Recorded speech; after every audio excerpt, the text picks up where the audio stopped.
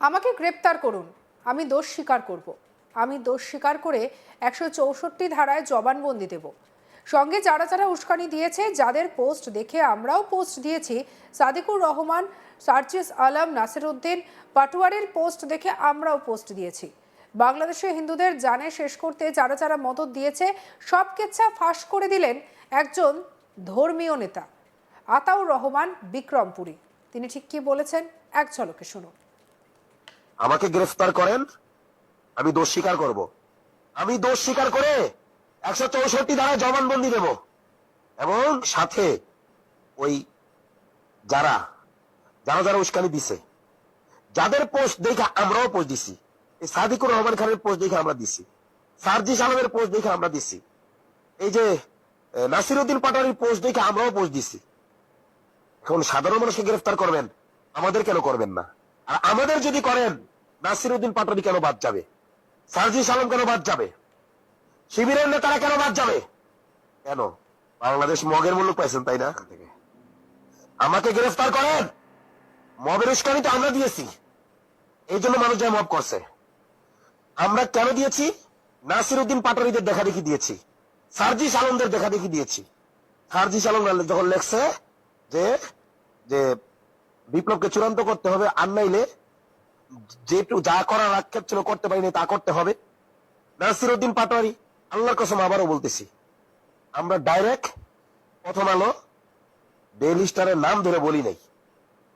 তারাও যেমন ইঙ্গিতপূর্ণ শব্দ দিয়ে পোস্ট দিছে, আমরাও এরকম ইঙ্গিতপূর্ণ শব্দ দিয়ে পোস্ট দিছি।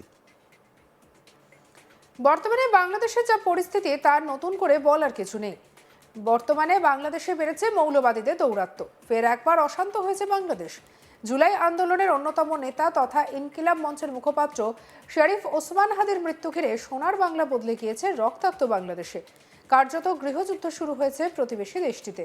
অগস্ট 2024-এর আন্দোলনের অন্যতম মুখ ওসমান হাদির মৃত্যু ঘিরে হিংসা ছড়িয়ে পড়েছে বাংলাদেশে। রাস্তায় জ্বলছে আগুন, দিকে দিকে অবরোধ, রাস্তা অবরোধ করা হয়েছে।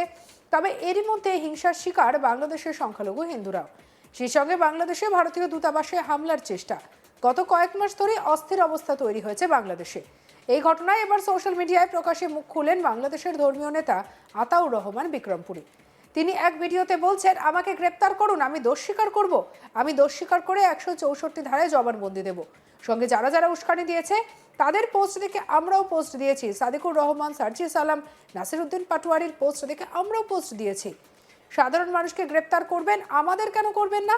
আর আমাদের যদি গ্রেপ্তার করেন, সার্জিস আলম, নাসিরউদ্দিন পাটোয়ারি তারা কেন বাদ যাবে? বাংলাদেশকে মগের মুল্লুক পেয়েছেন, আমাকে গ্রেপ্তার করুন। মবের উস্কানি তো আমরাই দিয়েছি, এজন্য মানুষ মব করেছে। আমরা সার্জিস আলম, নাসিরউদ্দিন পাটোয়ারিদের দেখা দেখি করেছি। কি বলেছেন আতাউর রহমান বিক্রমপুরী, শুনবো। আমাকে গ্রেফতার করেন, আমি দোষ স্বীকার করব। আমি দোষ স্বীকার করে 164 ধারায় জবানবন্দি দেব এবং সাথে ওই যারা যারা যারা উস্কানি দিছে, যাদের পোস্ট দেখে আমরাও পোস্ট দিছি। এই সাদিকুর রহমান খানের পোস্ট দেখে আমরা দিছি, সার্জিস আলমের পোস্ট দেখে আমরা দিছি, এই যে নাসিরউদ্দিন পাটোয়ারির পোস্ট দেখে আমরাও পোস্ট দিছি। এখন সাধারণ মানুষকে গ্রেফতার করবেন, আমাদের কেন করবেন না? আর আমাদের যদি করেন, নাসিরউদ্দিন পাটোয়ারি কেন বাদ যাবে? সার্জিস আলম কেন বাদ যাবে? শিবিরের নেতারা কেন বাদ যাবে? কেন? বাংলাদেশ মগের মূল্য পাইছেন, তাই না? আমাকে গ্রেফতার করেন, মবের উস্কানি তো আমরা দিয়েছি, এই জন্য মানুষ যা মব করছে। আমরা কেন দিয়েছি? নাসিরউদ্দিন পাটোয়ারিদের দেখা দেখি দিয়েছি, সার্জিস আলমদের দেখা দেখি দিয়েছি। সার্জিস আলম যখন লেখছে যে যে বিপ্লবকে চূড়ান্ত করতে হবে, আর নাইলে যেটু যা করার আক্ষেপ ছিল করতে পারিনি তা করতে হবে। নাসিরউদ্দিন পাটোয়ারি, আল্লাহর কসম আবারও বলতেছি, আমরা ডাইরেক্ট প্রথম আলো, ডেইলি স্টারের নাম ধরে বলি নাই। তারাও যেমন ইঙ্গিতপূর্ণ শব্দ দিয়ে পোস্ট দিছে, আমরাও এরকম ইঙ্গিতপূর্ণ শব্দ দিয়ে পোস্ট দিছি। বাংলাদেশের আরও এক প্রাক্তন লেফটেন্যান্ট কর্নেল হাসানুর রহমান বলেন, এখন আমাদের শান্ত থাকার সময়, এখন প্রতিশোধ নেওয়ার সময়। ভারত 54 বছর আমাদের শোষণ করেছে, এখন আমাদের পালা। আমাদের প্রতিবেশী পশ্চিমবাংলা, অসম, এরা আমাদের স্বাধীনতার সময় সাহায্য করেছে। আমাদের শত্রু দিল্লি, আমাদের শত্রু আওয়ামী লীগ, আজকে আমাদের ভাই হাদির এই ঘটনার জন্য দায়ী ভারত। আমরা ভারতকে শিক্ষা দেব, ভারতের সীমান্ত পরিবর্তন করে দেব, ভারতের ভৌগোলিক অবস্থান থাকবে না। আমি সিরাজউদ্দৌলার বাংলা চাই। ভারত আমাদের একমাত্র শত্রু। আপনারা আপনাদের বাচ্চাদের শেখাবেন ভারতই আমাদের একমাত্র শত্রু। আমরা প্রতিটি রক্তের বদলা নেব। কি বলেছেন শুনুন। আমি বলবো বাবরের পথ ধরো, আপনারা বলবেন। আমি বলবো এখন আর শান্ত থাকার সময় নাই, এখন আমাদের প্রতিশোধ নেওয়ার সময়। ভারত 54 বছর আমাদের শোষণ করছে, এখন আমাদের পালা। আমাদের শত্রু ভারতের, আমাদের প্রতিবেশী বাংলা, পশ্চিমবঙ্গ, আসাম, ত্রিপুরা নয়। এরা আমাদের স্বাধীনতা সাহায্য করেছে। আমাদের শত্রু দিল্লি, আমাদের শত্রু আমাদের শত্রু আওয়ামী লীগ। আমাদের ভাই হাদি আজকের খুব সংকটময় সমস্যায়, এর জন্য দায়ী কে? আমাদের আওয়ামী লীগ, ভারত। এই ভারতকে আমরা শিক্ষা দিব, ভারতের সীমান্ত পরিবর্তন করে দিব। ভারতের ভৌগোলিক অবস্থান থাকবে না। আমরা ন্যায্যতা ভিত্তি চাই। আমি সিরাজউদ্দৌলার বাংলা চাই। আমরা ওইভাবে বসবাস করবো, গর্বের সহিত বসবাস করব। আমরা অন্যের পিছনে লাগবো না, কারো ক্ষতিও করবো না। সমমর্যাদায় বসবাস করব। চোখে চোখ রেখে কথা বলবো। আমাদেরকে যে 54 বছর যে যুদ্ধের ভয় দেখাইছেন, আমরা সেটা ভয় পাই না। আমরা সাহসী জাতি, আমরা কখনো পরদিন ছিলাম না। পাকিস্তান আমলেও আমরা পরদিন ছিলাম না। আমাদের শিখাইছেন আমরা পরদিন ছিলাম।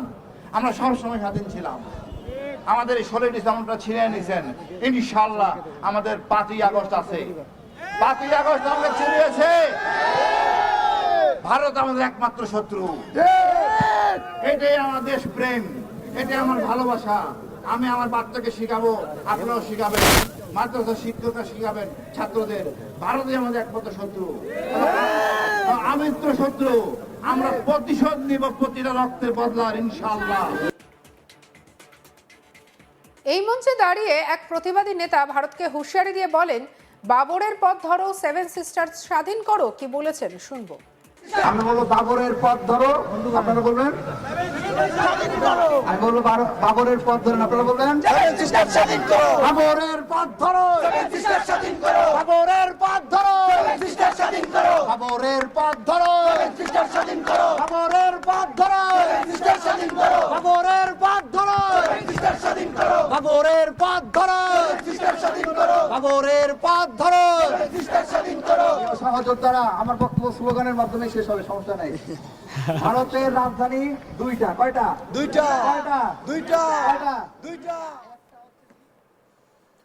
সঙ্গে রাখুন আজ তাক বাংলার ইউটিউব চ্যানেলকে। লাইক, কমেন্ট, শেয়ার, সাবস্ক্রাইব করতে ভুলবেন না।